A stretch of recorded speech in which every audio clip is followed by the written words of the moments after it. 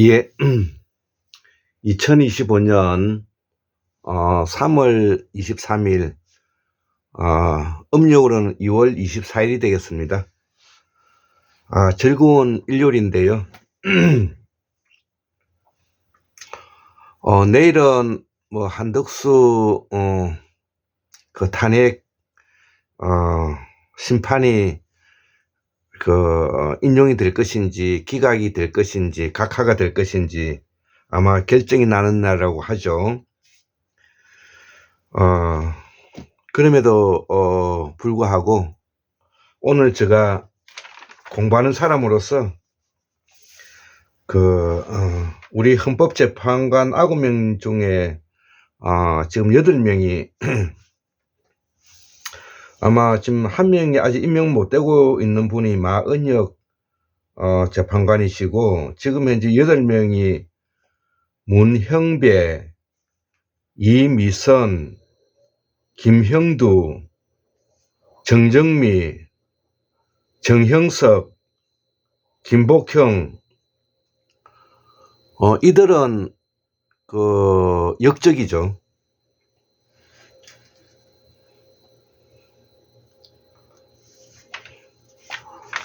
이 사람들이 정신이 나가지 않고서야 지금까지 윤석열 탄핵에 대해서 결과를 내놓지 않는 것은 누가 보더라도 온 국민이 보더라도 오늘날에 우리 한국 사회를 말아먹고 있는 법조 카르텔, 판검사, 변호사들, 연놈들이 그들이 이익을 지키기 위해서 이렇게 오랫동안 심판하지 않고 국민을 홍어조서로 보는 것이죠. 아마 이들은 이렇게 말할 것입니다. 그래도 오늘날 우리 한국이 이 정도로 오게 된 것은 우리들의 노릇이라고 이야기할 것입니다. 오늘날에 여기까지 오게 된 이 공로는 우리들이 서울대학교 법학과를 비롯해서 한국의 엘리트라고 말하는 이들이라고 아마 이들은 생각할 것입니다.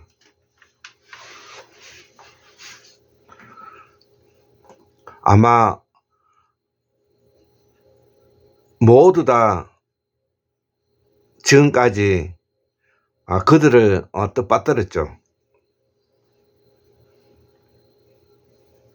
그런데 엘리트가 될 수가 없죠. 우리 헌법은 민주공화정이고 모든 주권은 국민에게 나오는 것인데, 이들은 지금까지 헌법 취지에 부합하는 명백한 결정을 내릴 수 있음에도 불구하고 삼척동자인 초등학생도 할 수 있는 일을 하지 않는 것은 직무유기죠. 이런 사람들이 헌법재판관이라고 뽑아놓고 이 한국 사회가 참 하염없이 세월을 보내고 있고 하루에 1조씩 나라 살림이 거들나고 있는 이 상황을 방치하고 있는 이들에게 저는 역적이라는 이름을 붙이고 싶습니다. 오늘날의 한국을 말아먹은 정치인들 중에서 역적을 한 10명 정도를 들자면은, 제1번 나라 팔아먹은 놈 문재인이, 두 번째 이낙연이, 세 번째 조국, 네 번째 임종석이, 다섯 번째 노영민이, 여섯 번째 김진표, 9번째 심상정이, 10번째 윤석열이, 자웅, 이들이죠. 윤석열이 자웅, 부부가 아닙니다. 자웅. 자, 오늘 이렇게 정도를 이야기하고, 오늘 일요일인데 저는 아침에 조금 일찍 일어났습니다. 6시 한 50분이 됐는데요. 제가 지금 현재 황태현 박사님의 사상과 철학이 흠뻑 지금 현재 빠져가지고, 예, 지금 현재 이 공부를 이렇게 하고 있죠. 그래서 지금 앞전에는 대한민국의 유래에 대해서, 대한제국과 대한민국의 유래에 대해서 설명을 했고요. 요번에는 이제 두 번째 패치워크 문명의 내용에 대해서, 이 짜집기 문명이라고 하는데, 다른 말로 샤먼 제국이고, 요즘 우리말로 말하면은 해체와 납득을 하는 서양 철학자들이 이야기하고 있는 해체와 납득 이론이죠. 자, 그래서 제가 앞에 여기에 책을 다 샀습니다. 제가 여기 좀 짧으니까 자, 제일 위에 서양 근대 정치 사상사, 제일 위에 서양 근대 정치 사상사, 그 다음에 공자의 인식론과 역학, 요거. 그 다음에 지역패권의 나라, 요거 지역패권의 나라, 조선시대 공공성의 구조변동, 요 책 안에 있는 요 책. 그 다음에 공자철학과 서구 계몽주의 기원 상하, 감정과 공감의 해석학, 예, 1, 2권, 패치워크 문명이론, 백성의 나라 대한제국, 가보회랑과 아간망명, 한국 근대화 정치사상, 예, 그 다음에 갑진회랑과 국민전쟁, 예, 이렇게 있고요. 요 지금 현재 패치워크 그 문명에 대해서 제가 오늘은 편안하게 한번 아침에 읽어보고자 합니다. 그래서 패치워크 문명의 개념과 극서 유럽의 공자 철학 패치 워킹과 근대 유럽의 탄생으로서 패치워크 문명에 대해서 제가 책에 있는 거를 조금 빨리 한번 읽어보겠습니다. 저도 공부하는 입장에서 이 다문화적 짜집기 문명을, 필자는 용어부터 짜집기 냄새를 풍기기 위해 영어 패치워크와 동아시아 공통어 문명을 짜집기한 패치워크 문명으로 부르고자 한다. 패치워크는 원래 헝겊 가죽 조각들을 깨며 모아서 짜집기한 쪽모이 식의 옷이나 보자기, 우산, 텐트, 누비 이불, 축구공 등 섬유 가공 제품을 말한다. 오늘날은 모든 문화 분야에도 전이되어 기존의 여러 글이나 영화 따위를 편집하여 완성품을 만드는 일이나 그 작품을 가리키는 데 쓰이기도 한다. 오늘날의 이혼, 재혼의 증가로 심지어 패치워크족이라는 말도 쓰이고 있다. 그리고 마침 필자는 존 그레이의 유사한 개념 사용도 발견했다. 자유주의 실천은 일단 자유주의 이론과 망상적 관념을 탈피하자마자 주변의 흐름에 맞춰 꿰매지고 다시 꿰매진 패치워크 누비 이불로 보일 것이다. 필자는 이 패치워크 개념을 문명 분야에 전용하여 현대 문명만이 아니라 과거의 유력한 문명들도 이러한 패치워크였다고 보고, 이를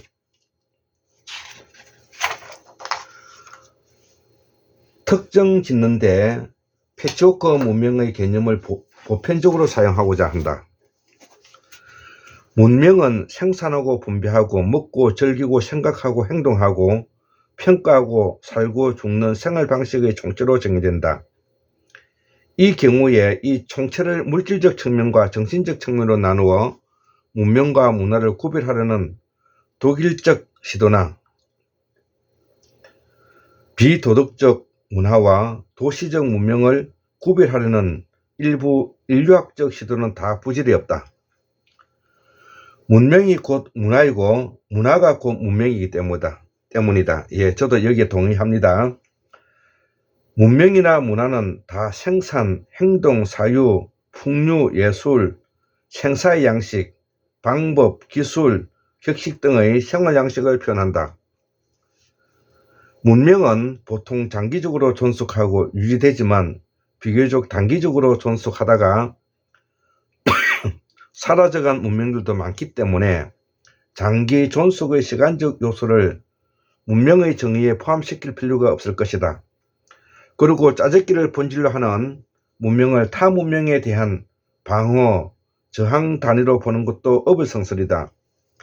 저항, 방어, 공격 등의 개념에 이미 짜깁기를 부정하고 심지어는 문명을 부정하는 관념이 들어있기 때문이다. 문명의 정체성조차도 방어 개념에서 사용되는 것이 아니라 타 문명에서 온 외래 문명들의 주관적 소화와 주체적 재생산 능력의 의미에서, 즉 저항적 방어적 의미가 아니라 개방적 수용적 의미에서 사용되어야 할 것이다.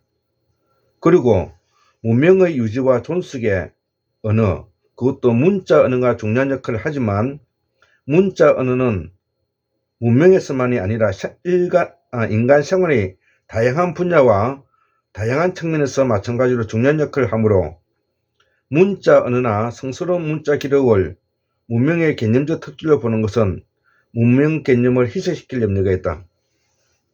따라서 여기서는 이러한 요소들을 중심으로 정의되는 문명 개념을 논의해서 제쳐놓을 것이다. 예, 그래서 이제 저는 앞으로 요 패치워크 문명 황태현 박사님의 내용에 우리가 언어적 문명에 대해서 앞으로는 제가 조금 설명하고자 합니다. 그래서 지금 황태현 박사님께서 이 좋은 책 안에 샤먼 제국에 가지고 있는 우리들의 글 한자, 우리들이 쓰고 있는 그 말, 한글에 대해서 어원에 대해서는 전혀 언급이 되어 있지 않기 때문에 앞으로 여기에 대해서 좀 많이 조금 보완을 할 것입니다. 해교가 오래전에 이미 넓은 지역을 잠식한 아프리카를 제외할 때 분명한 정체성을 갖고 존속하는 세계의 문명권들은 기독교 문명권 외에도 해교 문명권, 인도의 힌두 문명권, 동남아시아의 불교 문명권, 동아시아의 유교 문명권 등이 있다. 특히 해교 문명권, 힌두 문명권, 불교 문명권, 유교 문명권 등 4대 비서구 문명권은 근세의 서구 문명의 온갖 지배 경략과 식민화에도 불구하고 강력한 저항력과 응집력으로 자기 정체성을 재생산하며 유구한 생명을 이어가면서 서구 문명의 요소들을 받아들여 자아 문명을 새로이 짜집기하여 서구 문명과의 문화 수준의 격차를 줄이거나 심지어 동아시아의 경우는 서구 문명을 따라잡고 있다.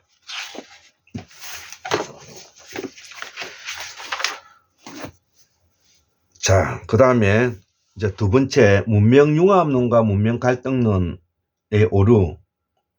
요 부분은 제가 넘어가겠습니다. 요거는 넘어가고, 그 다음에 헌팅턴의 문명 충돌론에 대한 비판, 요것도 넘어가겠습니다. 이게 그렇게 중요하지 않습니다. 자, 그 다음에 패치워크 문명론이라는 것이 도대체 어떤 것인지 여기 43페이지에 있는데요. 필자는 문제 많은 융합 모델과 갈등 모델에서 맞서 문명 현상 일반의 설명에 진정으로 타당한 일반 모델로서 패치워크 문명을 대립시키고자 한다. 예, 이 융합 모델이 이제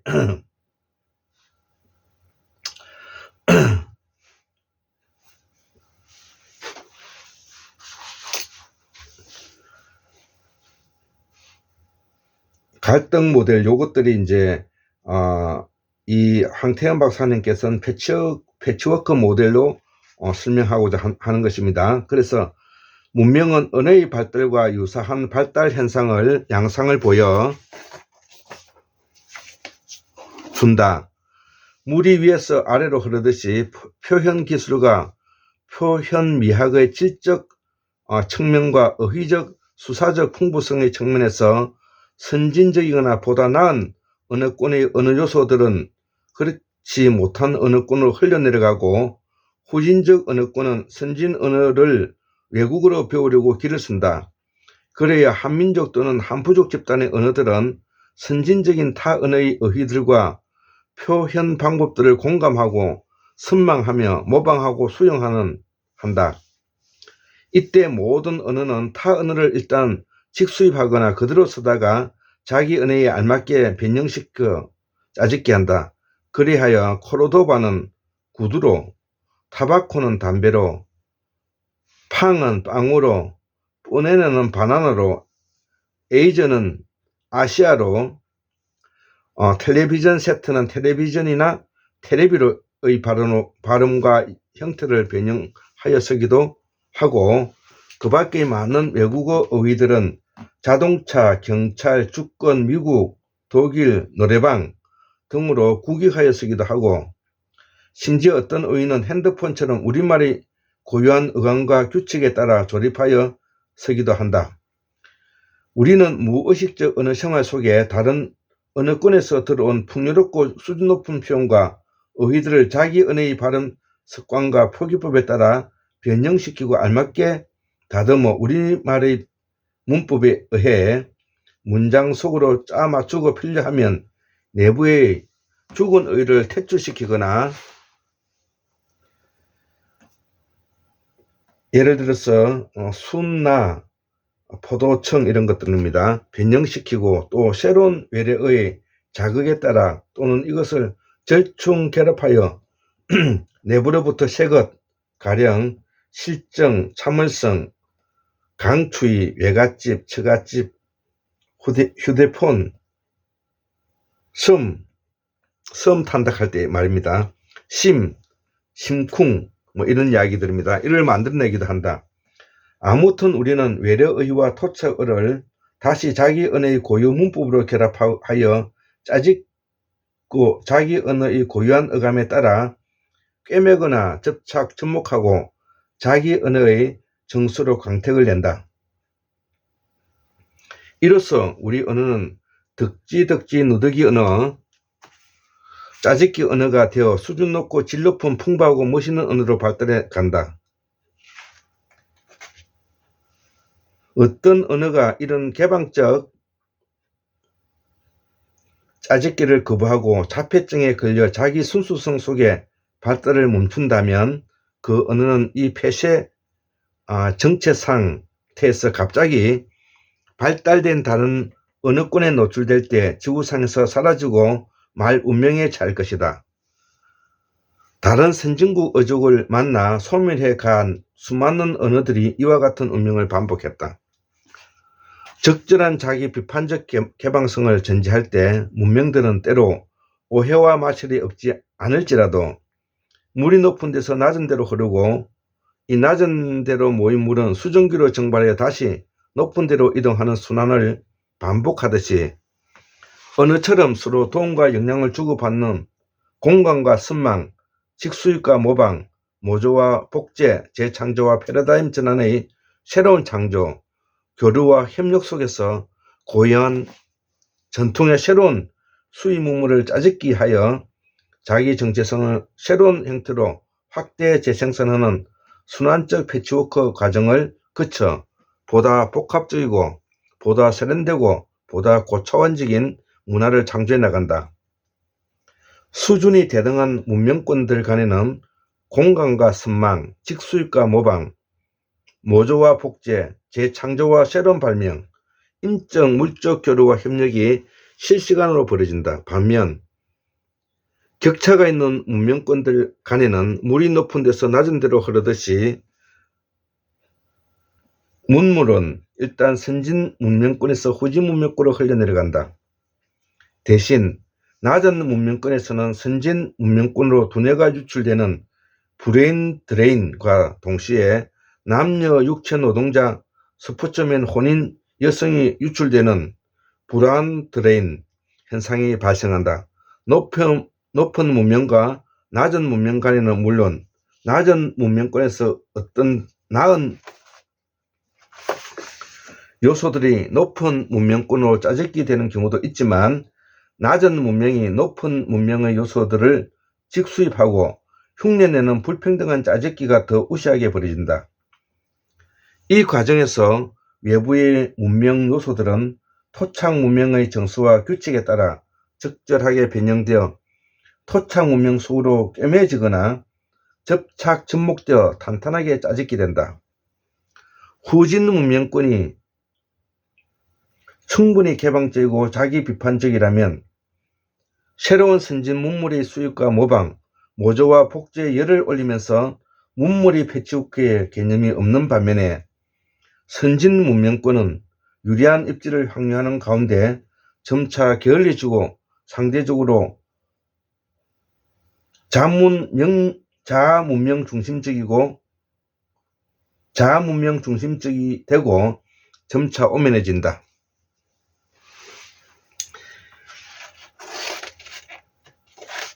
자, 이렇게 뭐냐면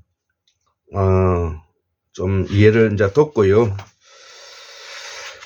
또 마지막에 이제 남은 것이 문명 패치워크의 법칙이라는 부분인데요. 요거는 55페이지에 이제 있는데 요것도 일부만 제가 읽어보고 정리하겠습니다. 나머지는 요 책을 꼭 사서 보시면 좋을 것 같습니다. 자, 그래서 패치워크의 법칙, 패치워크 문명론의 관점에서 이거 55페이지에 있는 겁니다. 패치워크 문명론의 관점에서 과거의 세계사를 돌아보면 특이하게 반복되는 일종의 역사적 문명법칙 같은 것을 보게 되는데, 세계 사상 5대 문명은 황하 문명, 인더스 문명, 메소포타미아 문명, 이집트 문명, 중남미 아즈텍 잉카 문명이 있다 이거죠. 그런데 이 중 황하 문명은 중국 문명으로 재창조되어 동아시아 유교 문명으로 확산되었고, 인더스 문명은 힌두 문명으로 재창조되어 발전한 반면에 나머지 세 문명, 즉 메소포타미아, 이집트, 아즈텍, 잉카 문명은 해체되어 소멸되었다. 왜 그랬을까?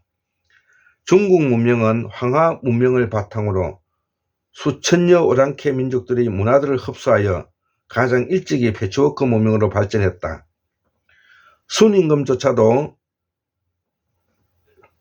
동이족 출신 오랑캐였고, 주나라, 진나라, 당나라, 원나라, 청나라는 다 오랑캐 왕조였다. 이 패치워크 문명의 바탕 위에서 공자 철학, 도교, 제자백가의 사상혁명이 일어났다. 중국 문명은 한나라 때 1세기 중엽에 인도로부터 불교를 수용했고, 당나라 태종 때에 635년에는 신라에까지도 교세를 뻗친 동로마 제국의 기독교 일파인 네스토리우스교, 경고라고 하죠. 포교를 허용하고 장려했으며, 나중에는 이슬람교까지 포용하면서 거듭 패치워크 문명을 갱신하고 동아시아 오랑캐 지역들로 다시 퍼져나가는 순환 과정을 거치면서 동아시아 유교 패치워크 문명으로 확대 재생산된 것이다. 힌두 문명도 인더스 문명을 바탕으로 외부의 이민족이 거듭된 침입을 통해 들어온 외래 문화들을 짜집기 함으로써 이민족들의 수많은 외래 신들을 포용하는 복합적 정체성의 다신교적 문명으로 주조되었다.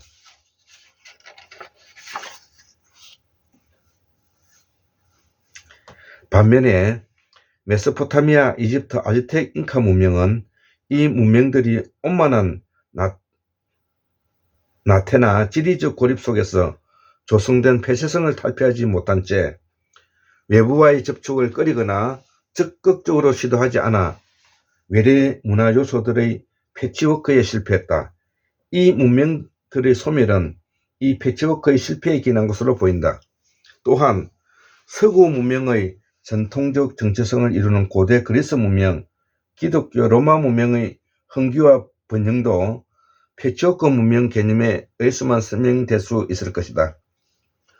고대 그리스 사상은 그 자체가 이집트 문명과 메소포타미아 문명의 잔재에서부터 인더스 불교 문명까지 광범하게 받아들인 패치워크 문명이었다. 가령 소크라테스, 플라톤의 윤회, 정화, 해탈 사상 및 윤회론적 상기설은 이집트로 경로를 하여 힌두이즘 또는 불교에서 유래한 것이다. 당대 이집트의 인도시 카스트 국가의 분업체제를 재현해 놓은 플라톤의 유명한 국가론의 제10장은 인도의 윤회 사상을 바탕으로 인간의 재성을 상론하고 있다. 또 플라톤은 파이돈과 파이드로스에서 인식론적 상기술로 윤회술로 설명하고 있고 인식론적 상기술도 윤회술로 설명하고 있고 소크라테스의 윤회설을 국가론 제10장에서 윤회술로 완결짓고 있다. 쇼펜하우는 피타고라스, 소크라테스, 플라톤의 철학이 인도 철학의 영향을 받았다고 증언한다. 신화적 설명의 저극치, 즉 윤회사상, 윤회적 상기설, 상기설적 이데아 인식론의 3종 세트는 이미 피타고라스와 플라톤이 인도나 이집트로부터 전해들었고 경탄 속에 이해했고 숭배했고 적용했고 우리가 얼마만큼인지 모르지만 자신들이 믿었다. 다른 곳에서는 플라톤의 윤회설과 이데아론이 인도에서 유래했다고 더욱 분명하게 말한다. 자, 그래서 이 플라톤의 저 윤회 신화는 칸트가 그 추상적 순수성 속에서 이지적 성격과 경험적 성격의 학설로서 제시한 저 위대하고 심오한 인식의 비유로 간주될 수가 있다.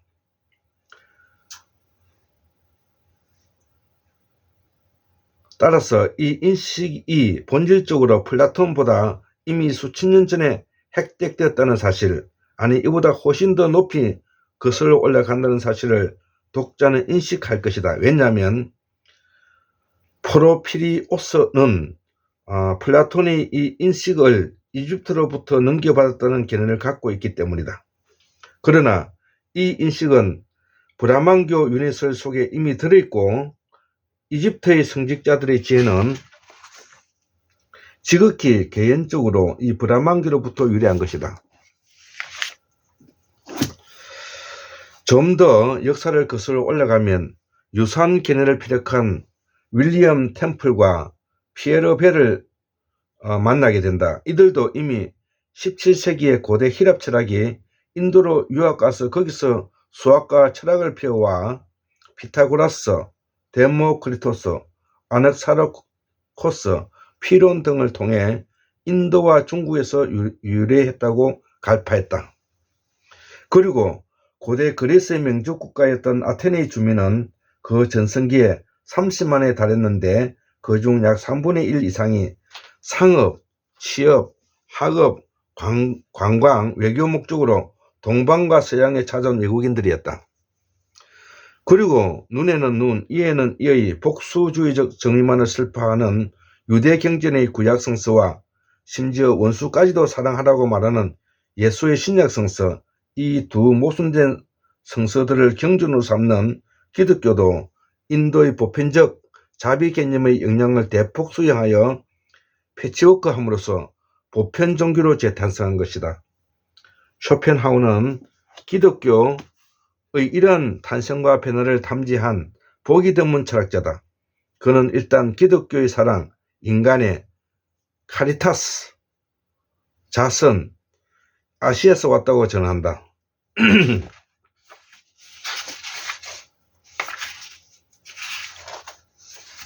자, 예, 아주 이거는 너무 중요한 내용들이기 때문에 또 철학적인 부분이 있고 해서 제가 읽어보겠습니다. 이 기독교 도덕이 단지 덜 강렬하게 표현되고 끝까지 완결되지 않았을 뿐이지 동물 관련 도덕을 제외한 나머지 측면에서 브라만교, 불교 도덕과 최대의 일치성을 보여주는 만큼 기독교 도덕의 이 결함에 대해 사람들은 그만큼 더 경하지 않을 수 없다. 그러므로 우리는 기독교 도덕이 인간으로 화신하는 신의 이념도 그랬듯이 인도에서 유래하고 이집트를 경유하여 유대 왕국으로 도래했을 수 있었다는 것을 거의 의심할 수가 없다. 그래야 기독교는 이집트 폐허의 인도적 원광의 자녀일 것이지만 이 자녀이 아쉽게도 유대 땅에 떨어졌다. 여기서 쇼펜하우는 아바타, 인간으로서의 화신의 신의 이념과 함께 기독교 도덕이 인도에서 이집트를 경유하여 유대 왕국으로 도래했다고 말하고 있다. 기독교 도덕과 예수의 아바타 이념이 인도에서 이집트를 경유하여 유대 왕국으로 도래했다는 쇼펜하우의 주장은 기독교인들에게 지금도 매우 충격적인 말일 것이다. 왜냐하면 이것은 하나님의 아바타인 인간 예수라는 관념이 인도에서 왔고 또 예수 그리스도가 부처의 제자라 또는 브라만 교일 수도 있다는 뜻이기 때문이다. 또한 쇼펜하우는 기독교가 이집트 폐허의 인도적 잔영이라는 근거로 기독교의 도덕이 동물 관련 도덕을 제외한 모든 측면에서 브라만교, 불교 도덕과의 최대의 일치성을 보여주는 인간의 도덕이라는 사실을 들고 있다. 인간의 사랑과 동정심 교설이 그 그림자를 아쉽게도 사랑과 동물에 대한 사랑을 몰각하고 보복주의적 정의밖에 모르는 유대 땅에서 떨어졌다. 이 대목에서 유대교의 십계명에 사랑이 들어있지 않다는 사실을 상기할 필요가 있다. 그래서 인도에서 온 사랑 개념이 유대교도들의 메마른 땅에 파종된 까닭에 제대로 자라나 꽃필 수가 없었다는 것이다. 쇼펜하우의 분석에 의하면 인도의 영향이 담긴 기독교 신약 성서는 사랑을 가리킨다. 정의와 인간애로서부터 총체적 덕목들이 발언하고 따라서 이 두 덕목은 윤리학의 초석이 도출되어 정초되는 근본 덕목이다. 정의는 구약 성서의 전 윤리적 내용이고 인간에는 신약 성서의 전 윤리적 내용이다. 인간에는 바오로에 의하면 모든 기독교적 덕목들이 담기는 새로운 계명, 그러나 신약 성서의 이 새로운 사랑 개념은 이성의 정의를 내세우며 이성이 없는 동물을 하시하는 구약 성서의 유대주의에 의해 실천으로 향했다. 이런 까닭에 쇼펜하우는 기독교의 동물 사랑의 덕목이 결여된 것을 단도직입적으로 유대교 탓으로 돌린다. 구약은 땅을 정복하라. 바다의 물고기와 하늘의 새와 땅이 움직이는 모든 생물을 다스리라. 온 지면에 씨 맺은 모든 채소와 씨 있는 열매를 맺은 모든 나무를 너희의 먹을거리로 가져라 라고 가르침으로써 창세기 제1장 28에서 29절에 있다는 내용입니다. 동물 사랑을 말하는 것이 아니라 오히려 땅을 정복 대상으로 그리고 모든 동식물을 다스림의 대상으로 못 박는다. 그러면서 사랑을 말하기는커녕 생명은 생명으로, 눈은 눈으로, 이는 이로 손은 손으로, 발은 발로, 된 것은 된 것으로, 상하게 한 것은 상함으로써, 때린 것은 때림으로써 깊은 동해 보복 법칙만 가리키는 구약 성서에 대항하여 신약은 이웃을 내 자신같이 사랑하라고만 가르치는 것이 아니라 내 이웃을 사랑하고 내 원수를 사랑하라 하였다는 것을 너희가 들었으나 나는 너희에게 이르노니 너희 원수를 사랑하라고 하여 원수도 이웃으로 사랑하라고 가르친다. 따라서 쇼펜하우어는 유럽의 도덕적 낙후성과 동물학대 관습을 유독의 탓으로 돌린다. 우리는 모든 시대와 모든 나라가 도덕성의 원천을 잘 인식했지만 유럽만이 그렇지 못했음을 본다. 이에는 여러 유럽에서 만물만사의 미만에 있는 유대교적 악취의 재책이 있다. 여기에는 단적으로 의무계명, 도덕법칙, 명령, 간단히 말해서 순종해야 할 지시와 호령만이 존재해야 한다. 유럽인들은 이것을 떠나지 못하고 그와 같은 것이 얼마나 이기주의만을 기초로 삼고 있다는 것을 보지 않으려고 한다. 유대교적 악취 때문에 예수의 사랑 가르침도 동물 경멸 쪽으로 왜곡되고 축소되었다. 그리하여 유대교화된 서구적 동물 경멸자와 우상 숭배자에게 그의 의미에 의해 젖먹여 길려졌듯이 걔도 그의 의미에 젖먹여 길려졌다는 사실을 상기시켜야 한다.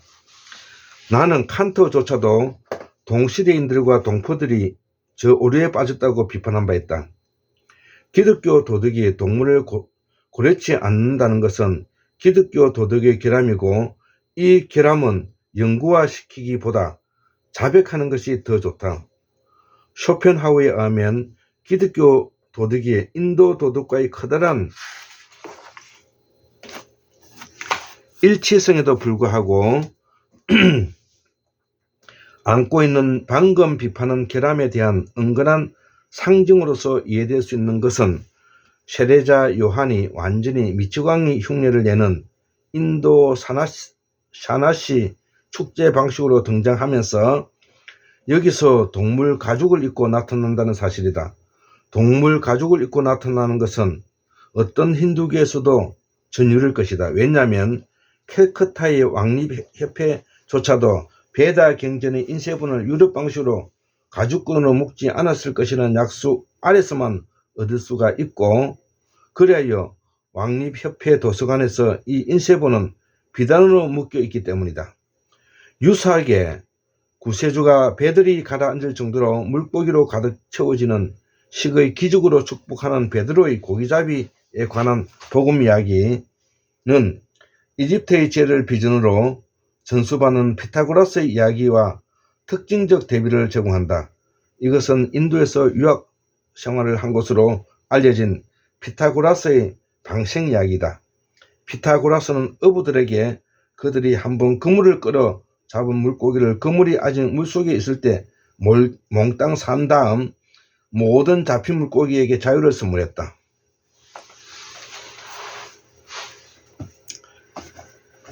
이에 이때서 쇼펜하우어는 동물들에 대한 동심적이 성격의 성량함과 아주 정확하게 연관된 것이라서 동물들에 대해 잔악한 자는 선한 인간일 수가 없다고 힘줘 주장한다. 이것은 모든 사이코패스의 공통된 동물학대 성향에서 분명히 확인된다. 또한 이 동정심은 인간들에게 발휘되는 특성과 동일한 원천으로부터 생겨나는 것이다. 쇼펜하우어는 인도에서 산양 나가 원숭이를 쏜 한 원숭이 영국인이 이 원숭이가 죽으면서 그에게 보낸 눈빛을 잊을 수가 없었고 그 이후 다시는 원숭이를 쏘지 않았다는 것을 읽은 기억도 틀어놓았다. 그는 동물 세계 전체를 물건으로 취급하도록 만드는 인간들의 이익과 기쁨을 위해서만 존재가 인정되는 유럽의 기이한 개념들은 유럽에서 동물에 대한 거칠고 완전 무자비한 취급한 원천이고, 이 기이한 개념들은 구약 성서적 기원을 갖는다는 것이다. 이런 까닭에 쇼펜하우어는 사랑이 아니라 이성을 도덕의 기초로 들이밀고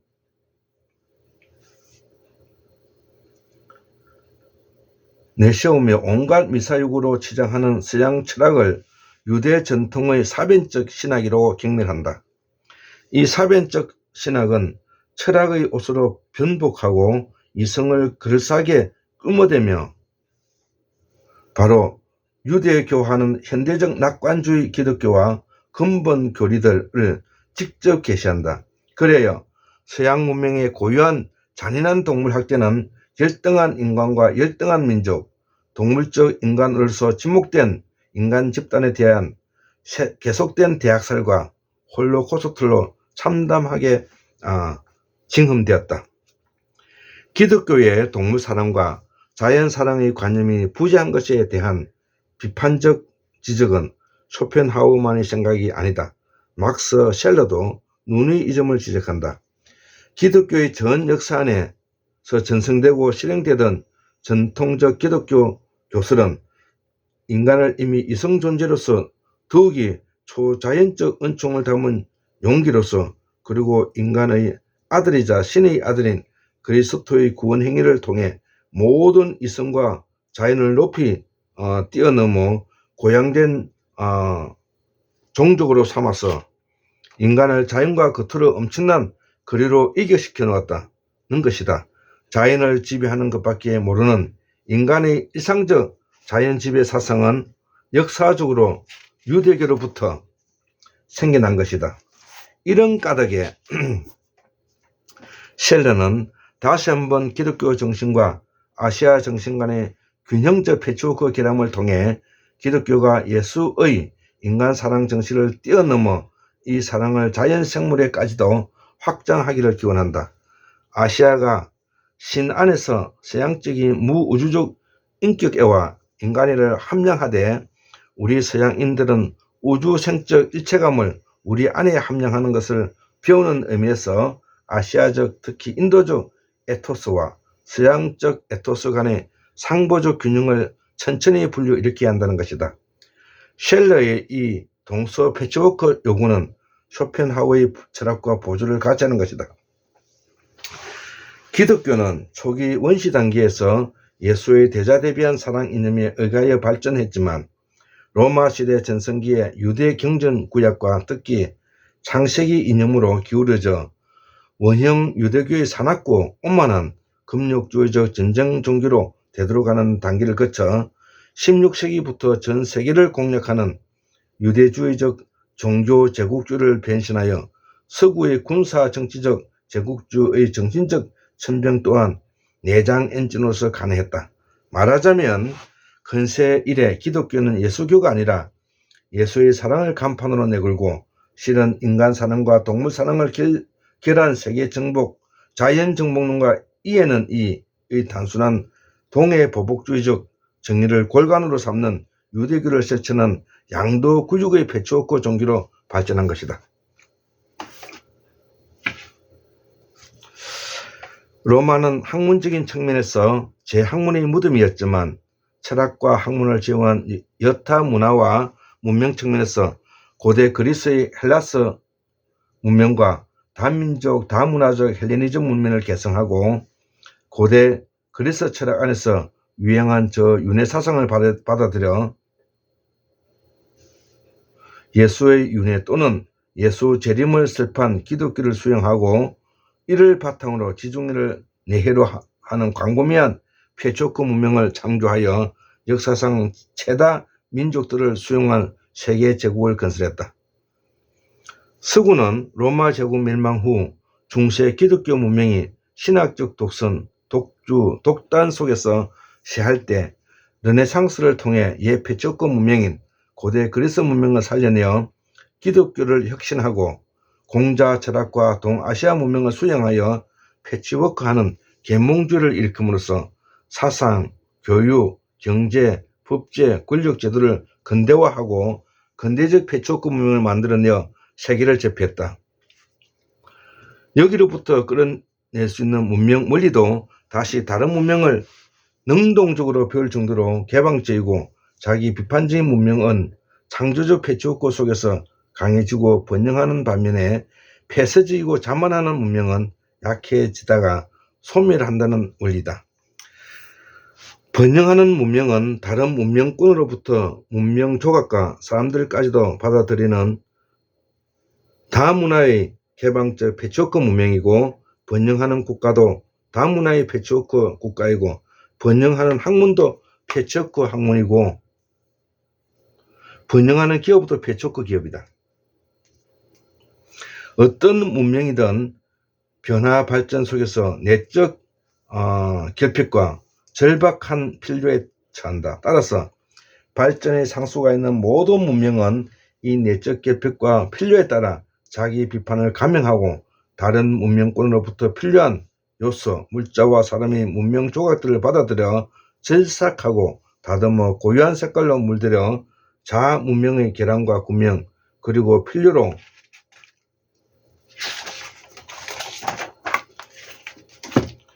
헝겊 조각을 덧댄 해진 옷을 기우고 꿰매듯이 메우고 대외 개방을 통해 내적 창의성을 자극하여 새것을 만들고 자문명의 환부를 도려내고 낡은 요소들을 변화시켜 새로운 패치워크 문명을 새로운 완제품으로 창조한다. 예, 오늘 요 정도로 이제 강의를 할 것인데 그래도 다 못 읽었습니다. 그래서 우리 황태현 박사님의 이 패치워크 문명 이론에 대해서 이렇게 보면 우리가 그 고대사 상고사 분야에 있어서 우리가 쓰고 있는 한자, 우리가 쓰고 있는 말, 우리말이죠. 이런 어원에 대해서는 지금 설명이 되어 있지 않고요. 지금부터 약 한 2000년, 2500년 전에 우리가 서구 사상에서부터 알고 있는 이 내용부터 이렇게 설명이 되어 있는데요. 그럼에도 불구하고 이 황태현 박사님께서는 쇼펜하우의 견해를 들어서 기본적으로 문명의 이동과 패치워크 문명, 짜집기 문명으로 우리의 문명이 어떻게 흘러가고 있다는 것, 그리고 그러한 문명을 경도되어서 그동안의 제국주의적 방식으로 학문을 해왔기 때문에 우리는 기존에 알고 있는 책과 내용들을 모두 그 대부분이 그런 방식으로 이해하고 있다는 것이죠. 그래서 우리 한국문명학술원에서는 기존에 있는 이 학문적 체계와 사상적 체계를 허물고 샤먼제국의 부활이라는 이름으로 기존에 우리가 2500년에서 3000년 동안에 전제 왕권 국가로서 그 문자 권력을 담당해왔던 우리가 기독교 문명, 유교 문명, 불교 문명, 히랍 문명, 그 다음에 중동 문명, 그 다음에 아즈텍, 마야, 잉카 문명, 이러한 것들에 우리가 놀아나지 말고 그 이전에 우리의 문명은 그 이전의 문명으로 돌아가는 것이 바로 샤먼 문명의 부활이기 때문에 우리가 이를 바탕으로 해서 공부를 해야만이 우리가 전 세계 인류가 서로 신뢰할 수 있는 과정으로 갈 수가 있고 정의에 민감하고 진리에 부합할 수 있는 학문을 하는 길로 나아갈 수가 있다. 그렇게 생각해서 오늘 강의는 마치도록 하겠습니다. 예, 감사합니다.